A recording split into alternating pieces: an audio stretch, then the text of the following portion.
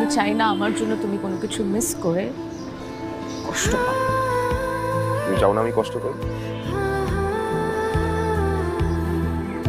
তোমাকে মিস করে চাইতে বড় কষ্ট আমার জীবনে কি আছে? তুমি আমাকে মিস করো? তুমি করো না? তুমি যে আমাকে মিস করো এটা আমাকে একটাবার ফোন করে বলতে পারতা না? তুমিও তো বলতে পারো। এমিলি, আমি বুঝতে পেরেছি আমার জীবনে তোমার ইম্পর্টেন্স কি।